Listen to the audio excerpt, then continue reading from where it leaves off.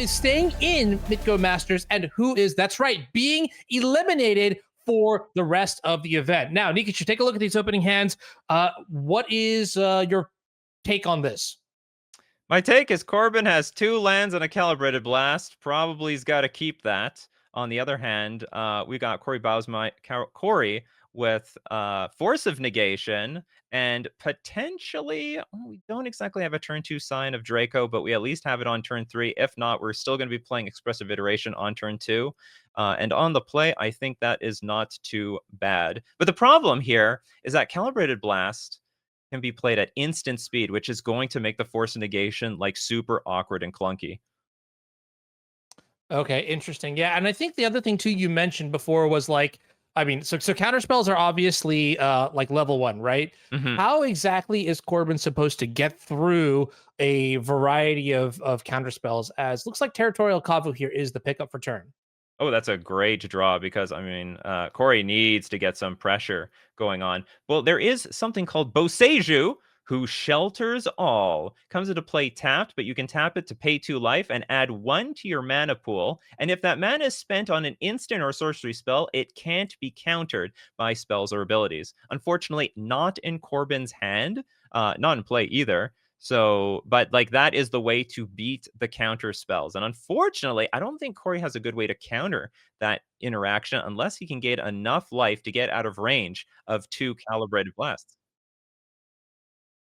Oh, we do actually. It's the fancy arts got to me. We do have a Boseiju who shelters all because it's also Isengard, Saruman's fortress. So Okay, well, that's actually kind of badass. I like this a lot. This means that Corey now. I mean, like obviously the red flags are going to go off here, right? yes. So he has to spend Corbin has to spend at least 4 life casting 2 calibrated blasts. That's putting him effectively at 12. So Corey's got to get a lot of damage in super fast. Sign of Draco can come down this turn, I think. That might cost 4 mana because there's blue, red, green, white. Do we have Oh yeah, black? that's right. Yeah, we don't. Oh, blue green. So yeah, that's right. So it's yeah, we can't get it down here. Okay, so then maybe seeing the Boseiju slash Isengard in play, what is the next decision there? And wow, look at this. We're playing the land before casting Expressive Iteration. What might be the reason for that? Let's see what's on top of it. Let's see what's on top of the deck and find out. I mean, I guess the idea is he didn't want to take any more damage from his deck. So we have Oh, a Leyline of the Guild Pact, a I'm dumb. Lightning I Bolt, realized it. and You, Lightning Bolt might be one of the cards you might want to have. I don't know what Leyline of the Guild Pact would do right now. Fortunately, a bit too slow, but he takes it. Takes Leyline. yeah. I set you up for failure there. That's my bad. You literally cannot use Temple Guard to cast Expressive Iteration. So what's interesting here is that he's saying, okay, I need Oh yeah. to, even though I can't get the second card like of worth of value off of the Expressive Iteration, I like there's a Boseiju on the other side, and I just have to get the engine going. I have to spend my mana and I have to cast spells. So that makes sense. That is a narrative that checks out for sure.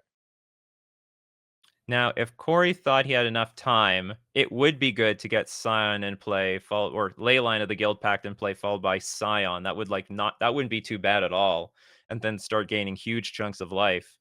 But I don't think it's going to come in time. We're going to go Calibrated Blast into Calibrated Blast, and I don't think there's a good way to interact with this right now. Okay, Territorial I Kavu mean, will draw go 1 card deeper to see what we can do. and what is the pickup here? Discard, draw Ragavan. Okay, that doesn't seem like it's going to be good enough. It's for 12. Really needed that Scion last. Would it have mattered? Good attack for a little bit more this turn? I'm not sure. Because I it's mean, not free to play that Boseiju. You gotta pay 2 life. Then you gotta pay 2 life again. yeah. The clock is what I'm thinking about too. Like, is there a world where maybe Corbin misses a bunch and then you know Corey's able to steal a win here? Yeah, I believe there's some way. Like, couldn't Calibrated Blast hit a Throes of Chaos into, or how does it work? There's some situations where it's like Calibrated Blast into Throes of Chaos into Calibrated Blast. Something like that. Or hold on, no, Okay. it's Calibrated Blast into just another Calibrated Blast. there are situations where you go Calibrated Blast, you just deal 3 damage. It's just not statistically likely. Okay, well, at this point, 3 damage I think will be good enough after having hit a Haymaker for sure, and this one also cannot be countered. So Corey, like even though has a very good board here, 4 or 5 points of power in play, ample mana, ample spells for the next few turns, is kind of just staring at this Force Negation. It's like, well, I can't do anything, and Corbin's going to take the first game. I'm starting to wonder. I mean, this feels like the week of upsets. Spike has been on a tear with this brew. Corey is playing a very established deck in this metagame now, this Blue Zoo deck. And it looks like the underdogs are here to stay in this tournament, to survive for one more week. Sorry, I hope you don't mind me calling Universal Automaton the underdog. I respectfully. Respectfully, the underdog. All right, so chat with me a little bit about sideboards, because if I'm not mistaken, I don't see a single spell in one of our players' sideboards. Yeah, what's going to end up happening is I think Corey's going to just try to bring in anything useful. He's maxing out on creatures like Fable of the Mirror Breaker, also dig for any important cards, still keeping maximum counterspells that are relevant, like Counterspell and Force of Negation. Interestingly, shaves 1 Lightning Bolt, but going to keep the whole Scion Leyline package intact so that if there is a turn 2 Scion and gain 4 life a turn, that is going to pull ahead and probably soak up at least 2 potential Calibrated Blasts. And then on the other side, not sure what Corbin is hoping to do here. So we got a bunch of Boseijus coming in, I guess, to deal with the Leyline of the Guild Pact, or if anything, hit a Sign of Draco if it's somehow in play anyway. Yeah, I like that. I mean, I'm trying to think, like, honestly, like if we had to play a million game ones, not that I'm suggesting that I would never do that, but it does seem like Calibrated Blast, if you can just mulligan to like, the right hand here, you could come up with a very non-interactive sequence that really punishes these decks that are trying to like journal around, right? Like traditionally, Domain Zoo is the kind of deck that will just play creature into creature into creature, and then maybe Tribal Flames here. But this build is a little bit more I think you mentioned this to me like when we were setting up for this round, but it's more akin to like Murktide. Like, is it Murktide? Just it plays Scion of Draco and Leyline of the Guild Pact, right? So I kind of get the feeling that Corbin is favored with the right draws. Oh yeah, his best draws beat Corey's best draws. That's for sure. Right. And so going into this next game, I feel like you're really just looking to do what you're normally doing, but maybe with tiny bits of interaction, as opposed to like, I mean, I really don't even know how much this deck can actually sideboard too. I'll be very honest with you. It's a funny thing with Corbin's sideboard. I don't envy the sideboarding because there's like a lot of cards I'm not sure. Is this what you want to take out? Do I take out this? Do I bring it? It's like a bunch of lands that he has in his sideboard. And then of all your lands, which ones do you shave? You can do the good old Anu strategy, which is just close your eyes, put your 15 cards in, and then randomly take 15 cards out. Patented, yes. All right. Well, looking at the opening hands here, I'm seeing double Scion of Draco, Aspara's Headquarters, Stomping Ground Citadel, Arid Mesa, and another land. And it looks like there's the Emrakul for the turn. And then from Corey's side, a couple copies of Expressive Iteration. Oh. No, we're finishing mulligans. Okay. All right. Yeah. Gotcha. And then he decides to mulligan down to a combo piece, Calibrated Blast. So he does have turn 3 Blast, but no protection. But there's no protection on Corey's side either. I mean, Corey's got to dig for something with Ragavan and Expressive Iteration. Yeah, now hopefully this time around, I mean, with Ragavan in play, you're going to be able to attack, generate some mana. Maybe you can do something cool off of this, like a turn 2 Expressive Iteration to find one of your counter spells or Force of Negations. But generally, I don't know. Like, how much disruption in your history, in your time playing against the Calibrated Blast deck, do you find is enough to sort of take it down? Usually just like 2 pieces usually does it. You just have to hope that they don't have Boseiju, because that's like the key card that protects everything. But then you're sort of asking them to have the Calibrated Blast and the Boseiju in hand. So otherwise, I think the blue deck with enough disruption can close out the game. Okay. All right. Well, Ragavan attacks turn 2, makes a treasure token. Iteration is going to be cast off the treasure token. It's going to put a Scalding Tarn into play, and there it is. There's the Leyline of the Guild Pact, which eventually we might be able to cast for the very fair price of 4 mana. The awkward thing though for Ori is you don't want to get your life total to 15. I mean, after the Scalding Tarn, you're going to go to 16, and that's it. I mean, the lands, almost like Flooded Strand is turned offline. Temple Garden has to come into play tapped and clunky. So quite a few turns are going to go be passed back and forth, and I think that favors Corbin by quite a bit.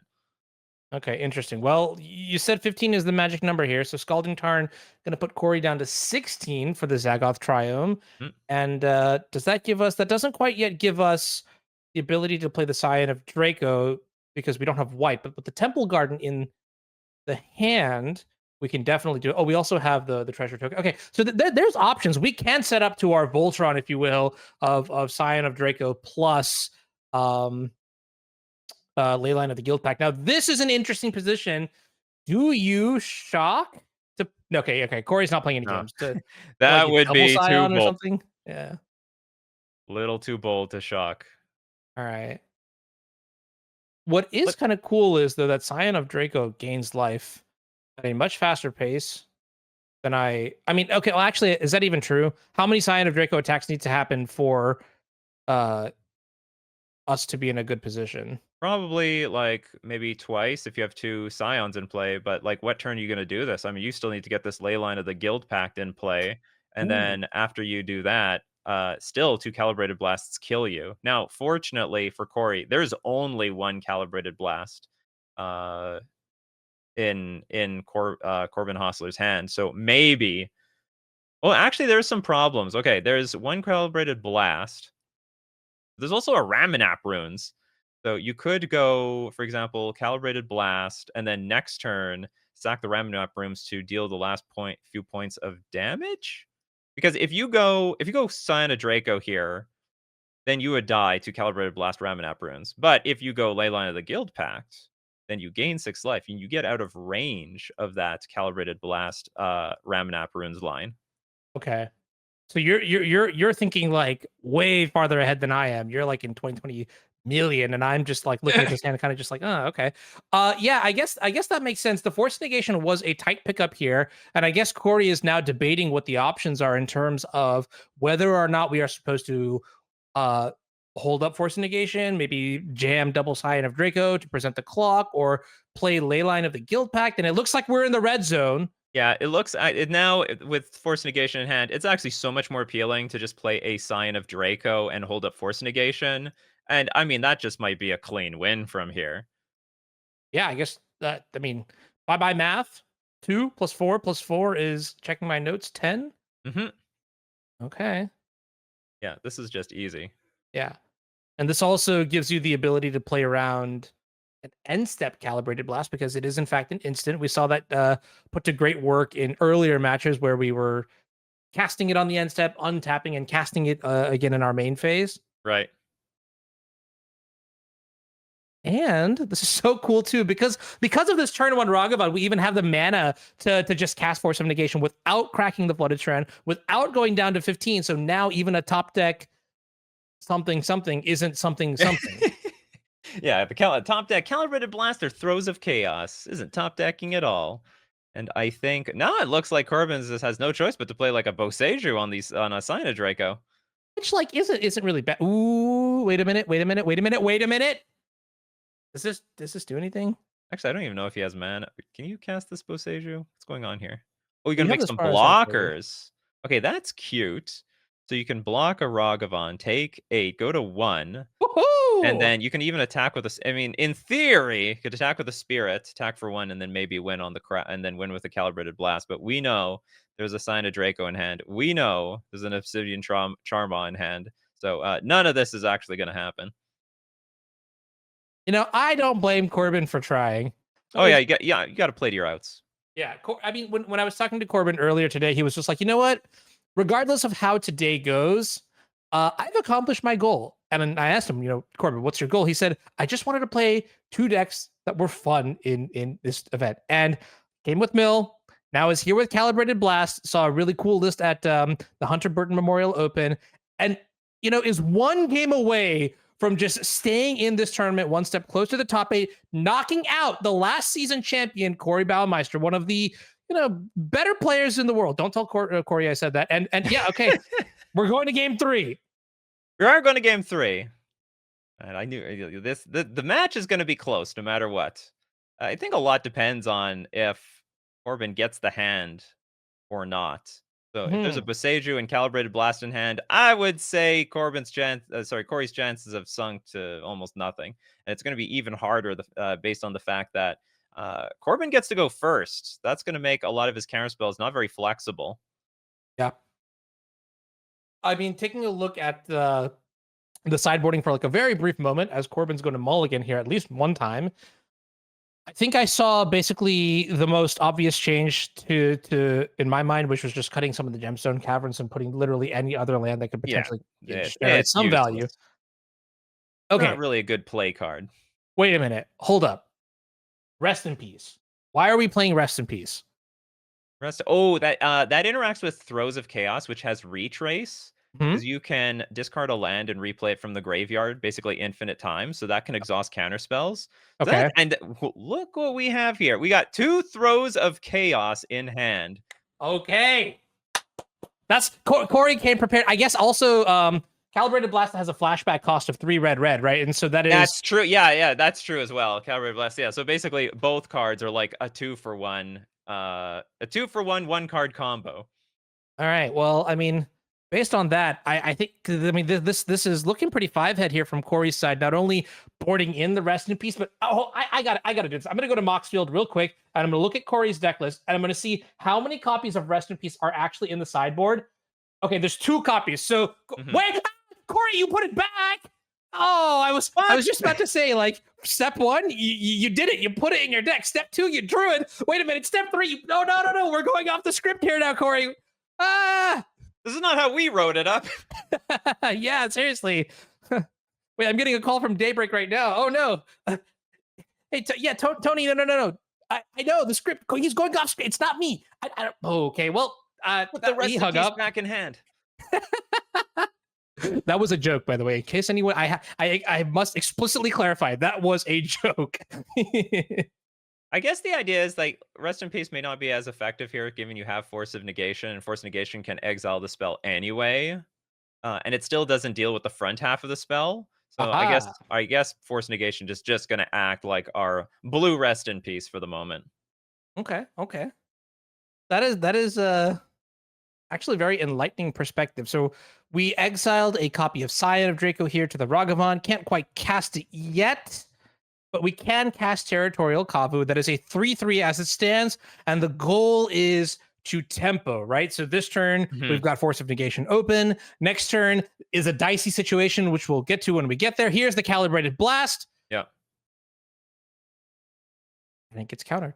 What is it going to come? Oh, it's awkward. This hollow fountain. You see it too, right? You see it too. Explain what's awkward about it. Well, because if you play your shock land to keep your Force of Negation up on your turn, or even on Corbin's turn, are you going to lose 2 life, which now means any Calibrated Blast, or not, I shouldn't say any Calibrated Blast, but you're in range of dying to the Calibrated Blast. I mean, there could be a Calibrated Blast for 15, it's over, game over, match is lost.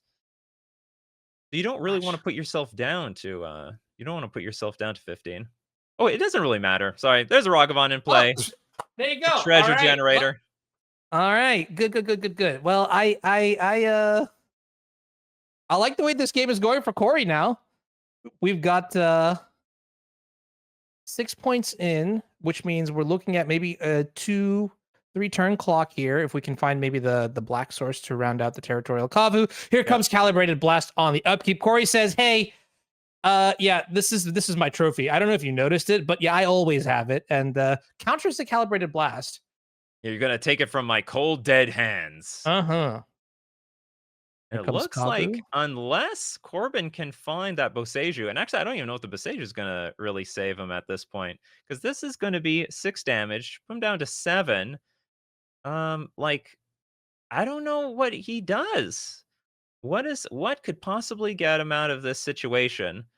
Because it requires still 2 comboing off twice, and it's a 2-turn clock for Corey. Hold up, and we also just exiled a copy of Calibrated Blast. It's gone. Yeah, and 2 have been countered by Force of Negation. The blue Rest in Peace. Can Corbin even win? Well, that's what I'm thinking. I'm not sure if there's anything in his deck. I mean, he needed like a Boseiju maybe like 1 turn ago Well, to no, go off because like this you can turn. only cast the one calibrated blast, and That's that's only right. I mean, yeah. so where do you get the last 2 points of damage? Well, it could be from Ramanap runes, but like, Aha. Okay. All right. Yeah. All right. So we have outs. Well, maybe not. well, Not so much anymore. He needed to play Throes of Chaos that turn though. Ah, I see. Okay. So I mean, we're gonna crack for what is this? 7 damage. Is this lethal? We're just looking at 7. 2+5. Plus 5 equals 7. Checking my notes one more Yeah. time. Let's pull. I'm gonna pull out my calculator. I'll count. I'll call my accountant on this. Yeah. All right. And there it is. Okay. And that's it. I see the GGs in the chat. And yeah. 101, Corey Baumeister says, hey, don't count me out. I'm here.